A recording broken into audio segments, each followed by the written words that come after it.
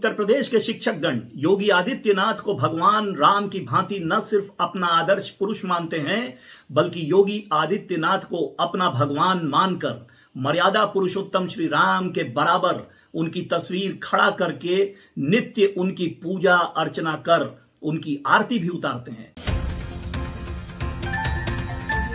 देश में जल्दी ही लोकसभा का चुनाव होने जा रहा है। सभी राजनीतिक पार्टियों ने अपने अपने विरोधियों की कमियों और खामियों को गिनवाने में अपनी पूरी शक्ति लगा रखी है। विरोधियों की बुराई करने में न तो कोई कसर छोड़ी जा रही और न ही भाषा पर कोई नियंत्रण रखा जा रहा है। नेताओं का कॉन्फिडेंस लेवल देखिए। इन्हें लगता है कि जनता को नेताओं द्वारा जो समझाया जा रहा है जनता वही समझेगी। और देखिए, अधिकांश वोटरों का दुर्भाग्य कहूं या सौभाग्य, गरीबी, अशिक्षा, बेरोजगारी, महंगाई की मारी ये भोली भाली जनता जैसा उसे सिखाया पढ़ाया जाता है वैसा ही सीख लेती है। उसके पास इतनी फुर्सत ही कहां है अपने घर के चूल्हे और बच्चों के पेट के अलावा कि वो कुछ और देख सुन भी सके। इसलिए नेता के भाषण में ही उलझकर अपना वोट डाल आते हैं। विपक्षियों की भूमिका भी हास्यप्रद है। विपक्ष में विपक्षी दलों के साथ साथ वो भी नेता विपक्ष में शामिल होते हैं जो चुनाव हार गए होते हैं। लेकिन जो लोग अपने आप को नेता समझते या बोलते हैं वो चुनाव हार जाने पर बिल्कुल शांत बैठ जाते हैं। विरोध प्रदर्शन और किसी मुद्दे को लेकर सड़क पर उतर जाना और जन समर्थन मांगना जैसे गुण तो जैसे नेताओं में विलुप्त होते जा रहे हैं। नेताओं में आज विरोध प्रदर्शन करना और किसी मुद्दे पर जन समर्थन मांगने की इच्छा शक्ति जैसे पूरी तरह समाप्त हो चुकी है। शायद विपक्षियों का जन समर्थन न मांगना और सरकार के खिलाफ विरोध प्रदर्शन में जनता की भागीदारी न बनाना ही जनता का मुख्य मुद्दों से भटकने का मुख्य कारण है, जिससे ये नेताओं के भाषण से प्रभावित होकर वोट उस उम्मीदवार को डाल आते हैं जो शायद जनता के हित में काम ही नहीं करता है। सत्ताधारी पार्टी भाजपा के कट्टर समर्थक उत्तर प्रदेश के शिक्षकों ने बताया कि अपनी मांगों को अपने ही पार्टी के वर्तमान मुख्यमंत्री योगी आदित्यनाथ तक पहुंचा पाने में न सिर्फ पूरी तरह विफल रहे, बल्कि उन्हें मुख्यमंत्री से मिलने तक नहीं दिया गया। दोस्तों, 20-25 जिलों से आए हुए बीजेपी के कट्टर समर्थक तदर्थ शिक्षक पिछले 15 दिनों से लखनऊ में मुख्यमंत्री योगी आदित्यनाथ जी के घर से कुछ ही दूरी पर हजरतगंज में धरने पर बैठे हैं। ये लोग सुबह शाम मुख्यमंत्री योगी आदित्यनाथ जी की आरती उतारते हैं। ये लोग अपने आप को ये समझाते हैं कि मुख्यमंत्री तक अभी तक इनकी बात नहीं पहुंची है। जब इनकी पीड़ा मुख्यमंत्री जी तक पहुंचेगी तो मुख्यमंत्री उनकी समस्या सुनने भागे चले आएंगे, क्योंकि इनको ये विश्वास है कि इन लोगों ने अब तक बीजेपी की विचारधारा को आगे बढ़ाने के लिए पान की दुकान, नुक्कड़, चौराहा, चौक, गली, मोहल्ला कुछ भी बाकी नहीं छोड़ा। हर आदमी को अपनी बातों से सरकार की महानता बताकर उसको समझाया है। हम राजधानी लखनऊ से हूँ। लखनऊ से हैं? मैं बहुत पीड़ित हूँ इन्हीं राजगाड़ियों से। आपके माध्यम से कहना चाहता हूँ, आप रोने लगी हमारी बहनों के साथ। हमने देखा आपके आंखों में आंसू आ गया है। इन अधिकारियों से पूछिए क्यों बेहतर रोका गया है। मैं आज 20,000 रुपए लेकर के उधार आया हूं तो अपने पिताजी की दवाई करा के इस समय धरने अपनी याचना कार्यक्रम में आया हूं। कोई है बताने वाला? यदि उनको कुछ हो गया क्या जवाब होगा? एक मेरा साथी अभी अभी परसों शरीर छोड़ चुका है। अभी राजेश पांडे जी को जब कल से चल रहा था, ड्रिप चल रही, तो तब तक इनको याद नहीं आई, अभी भी याद नहीं आ रही। क्या कारण है? आप कुछ लोगों का वेतन रोक देते हैं और 3 महीने बाद उनका वेतन जारी कर देते हैं। कुछ लोगों का वेतन ही नहीं दे रहे। ये आपके राजधानी लखनऊ का हाल है। आप कहाँ की बात कर रहे हैं मैडम मिश्रा जी? अब नहीं सहा जाता। मैं बाबा का पुजारी हूँ, मैं बाबा का पुजारी हूँ, बजरंगबली का पुजारी हूँ। जब चेतना जागेगी तो इनका सर्वनाश हो जाएगा। बाबा का मैं साथ नहीं छोड़ सकती हूँ। बाबा का मैं साथ नहीं छोड़ सकती हूँ। एक ऐसे मठ के पुजारी हैं, मैं भी किसी मठ से जुड़ा हुआ हूँ, इसलिए मुझे चिंता नहीं है।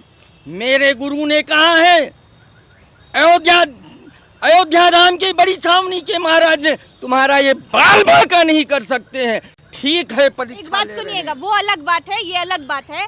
4 लोग रोड पर खड़े हो जाते हैं, मैं नहीं खड़ा हो सकता। 4 लोग रोड पर खड़े हो जाते हैं तो पुलिस वालों की लाइन लग जाती है, अधिकारी आ जाते हैं, काहे खड़े हो भैया, क्या कर रहे हो यहाँ, इतने सारे लोग खड़े हो गए, अधिकारी पूछने नहीं आया? नहीं पूछने आया, नहीं पूछने आया, पुलिस वाले आते हैं, क्या जरूरत है? ये तो याचना कार्यक्रम है, हम लाठी तुम पर नहीं बांध सकते हैं, क्योंकि आप तो योगी आदित्यनाथ के पुजारी हैं। हाँ, योगी आदित्यनाथ के पुजारी आज से नहीं 2500 साल से पुजारी हैं। मैं घटने वाला नहीं हूँ, मेरे सर का एक एक कतरा बह जाए तब भी मैं यहाँ से नहीं हटूंगा जब तक वेतन नहीं मिल जाए। जी से यही कहना चाहेंगे कि जे ही विद होए नाथ हित मोरा, करो सुबेग दास मैं तोरा। हे योगी जी महाराज, हे मुख्यमंत्री जी, आप समर्थवान हैं, हम लोगों की पीड़ा को समझते हुए, हम लोगों के परिवार के दर्द को समझते हुए आप कृपया करके हम लोगों की सेवा सुरक्षा प्रदान करते हुए और हम लोगों का वेतन अनवरत जारी करें। जय भारत, जय हिंद, राम राज। उनका कहना था कि उत्तर प्रदेश के शिक्षकगण योगी आदित्यनाथ को भगवान राम की भांति न सिर्फ अपना आदर्श पुरुष मानते हैं, बल्कि योगी आदित्यनाथ को अपना भगवान मानकर मर्यादा पुरुषोत्तम श्री राम के बराबर उनकी तस्वीर खड़ा करके नित्य उनकी पूजा अर्चना कर उनकी आरती भी उतारते हैं। लेकिन कितने आश्चर्य की बात है कि कट्टर समर्थक होने और भगवान राम के बराबर का दर्जा देने और रोजाना मुख्यमंत्री की आरती उतारने वाले सैकड़ों शिक्षकों की जब मुलाकात तक न हो पाई, तब उन्हें लखनऊ के हजरतगंज में मुख्यमंत्री आवास के समीप अनशन पर बैठने को मजबूर होना पड़ा। एक तो शिक्षक, उस पर से भाजपा के कट्टर समर्थक। जब ऐसे भगवान स्वरूप योगी आदित्यनाथ की नित्य आरती उतारने वालों को ही मुख्यमंत्री से मिलने का अवसर नहीं मिलता है, तो ये अपने आप में एक चौंकाने वाला वाकया है। जरा सोचिए, ये कैसा और किसका समर्थन, ये कैसी और किसकी भक्ति, ये कैसी निष्ठा और ये कैसा और किसका भगवान जो अपने ही भक्तों और समर्थकों को लाख कोशिशों के बावजूद मुलाकात की इजाजत न देता हो। हमने तो सुना है कि भगवान राम की पूजा अर्चना करने से स्वयं भगवान राम प्रकट होकर हमसे मिल लेते हैं। तो ये कैसी पूजा थी शिक्षकों की जो इन्हें इनके राम से ही मिला ना सकी? अब ये आपको सोचना है कि क्या शिक्षकों की इस भक्ति में किसी प्रकार का खोट था, या फिर ये राजनीतिक भक्ति है जो ऐसी ही होती है, जनता समझे तो समझे। मुझे तो बड़ी हैरानी हुई जब मैंने एक निर्भीक, जाबाज और अत्यंत दमदार, साहसी और सच्चाई दिखाने वाली महिला पत्रकार प्रज्ञा मिश्रा द्वारा कवर किए गए उन्हीं के YouTube चैनल उल्टा चश्मा पर उत्तर प्रदेश के शिक्षकों की ऐसी हालत देखी। जरा सुनिए उत्तर प्रदेश के उन शिक्षकों के साथ कैसा सलूक हुआ। आप लोग सब यहाँ बैठ करके आखिर क्या साबित करना चाह रहे हैं? क्यों एंटी हिंदू बन रहे हैं भैया? सरकार से याचना भी कर रहे हैं, 250-300 लोग एक जगह इकट्ठा करके ये एहसास दिखा रहे हो कि सैलरी नहीं दे रही सरकार। काहे बदनाम कर रहे हो सरकार को? हम सरकार को नहीं बदनाम कर रहा हूँ, शासन और सरकार जनता के बीच में शासन सेतु का काम करता है। अच्छा, एक बात का जवाब दीजिएगा, अधिकारी सरकार चलाते हैं, सरकार अधिकारियों को ऑर्डर देती है। जब बाम सेब का बैठा अधिकारी, जब बाम सेब का बैठा अधिकारी, उससे भाजपा का कार्यकर्ता कैसे इंसाफ की बात करेगा, कैसे मानेगा वो मुझको इंसाफ दे सकता है? ये हाई कोर्ट का ऑर्डर है। जहाँ डबल एजेंट की सरकार है वहाँ पर भी भैया, वहाँ पर भी क्या दूसरा अधिकारी आपको प्रताड़ित कर रहा है? इतने दिन से आप पत्रकार कर रही हैं, आप नहीं जानती हैं? नहीं, हम नहीं जानते।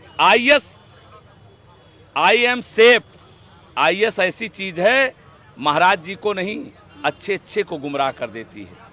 देख लीजिए, सवाल महाराज जी गुमराह हो रहे हैं, ये बात उनके और खुद आप के सुन लीजिए, पहले मेरी बात को देख लीजिए। कहना चाहता हूं, आपके प्रश्न का ही एक उत्तर एक पंक्ति में पहले आप बोल लीजिए, मैं उत्तर एक चीज जिस लिए हम बैठे हैं, और जिस विद्यालय में साइंस का, मैथ का, इंग्लिश का टीचर रिटायर्ड हो गया होगा, आप बताइए उस विद्यालय की क्या दशा होगी।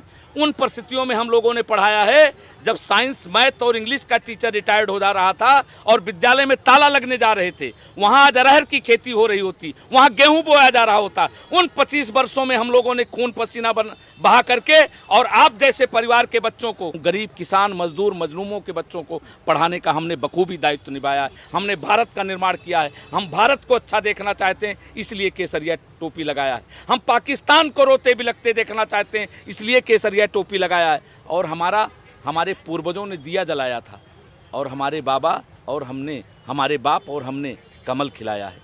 दुख होता है, तकलीफ होता है, आपका पूछना भी जायज़ है कि इतना चोट पड़ने के बाद आप भारतीय जनता पार्टी की क्यों टोपी लगाएं। जनता दरबार में उतना समय नहीं दे पाते ना, कम से कम हम लोग को अपनी बात कहने के लिए 15 मिनट का समय होना चाहिए हैं। 15 मिनट हम लोग की वार्ता सुन लेते एक प्रतिनिधि मंडल का हमारा, और दूध का दूध पानी का पानी हो जाता। नहीं तो जनता दरबार में कैसे समय मिलता है? जैसे मंदिर में दर्शन करने जाते पैर छुए भागे, पैर छुए भागे, पैर छुए भागे, ऐसा हम लोगों का मैटर जनता दरबार का नहीं है मैटर। हम लोगों का मैटर जो है, बैठ करके हमारे प्रतिनिधि मंडल के साथ 15 मिनट वार्ता कर लें, हम सारी चीज़ उनको बता दें, क्योंकि अधिकारी मिसगाइड कर रहे हैं उनको। यही तो हम पूछ रहे हैं भैया कि आप लोग तो पार्टी से हैं, तो आप लोगों के साथ बैठ करके बातचीत हो क्यों नहीं पा रही है भैया? हम लोग बड़े छोटे लोग हैं, एक अध्यापक हैं, हम लोग किसके माध्यम से मिले हैं? आप लोगों को भी माध्यम चाहिए कि आप तो पार्टी के लोग। अभी सीधे कैसे हम मिल सकते हैं? उतनी बड़ी शख्सियत से कैसे मिल सकते हैं? हमारी बात सुने तब ना।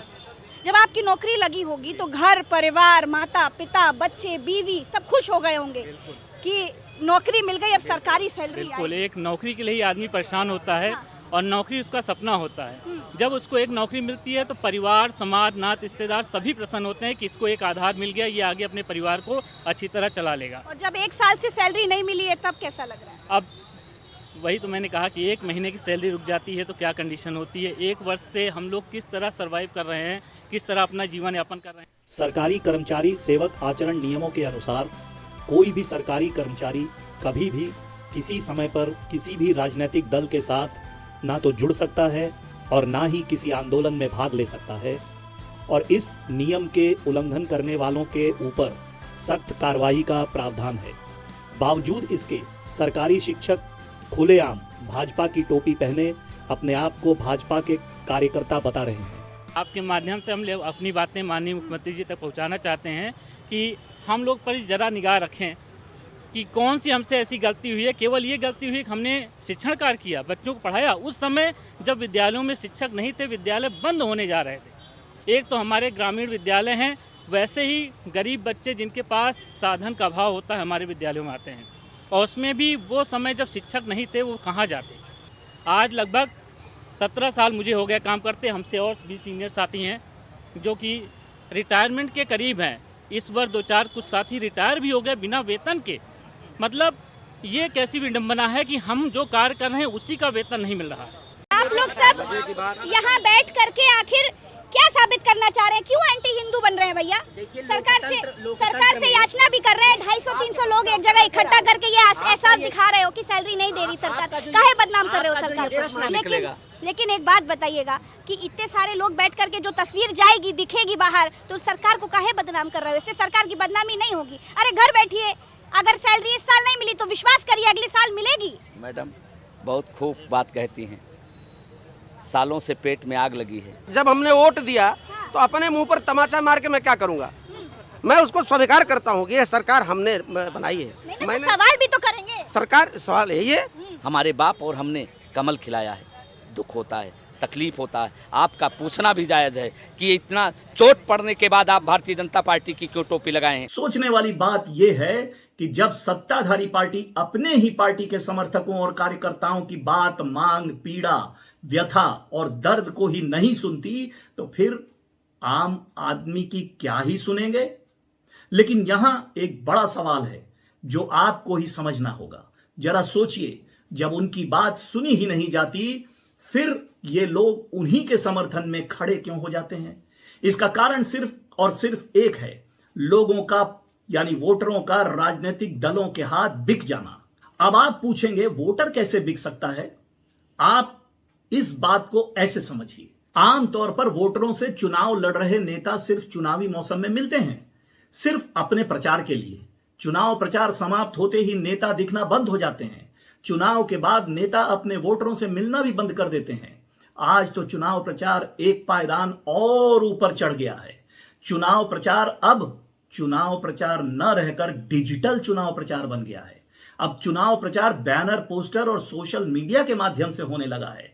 इसलिए अधिकांश वोटर अपने ही नेता को पहचानते तक नहीं है, नाम नहीं जानते, मुलाकात की तो बात दूर है। जो नेता चुनाव जीतने के बाद मिलना तो दूर, फोन पर भी आसानी से कनेक्ट नहीं होते।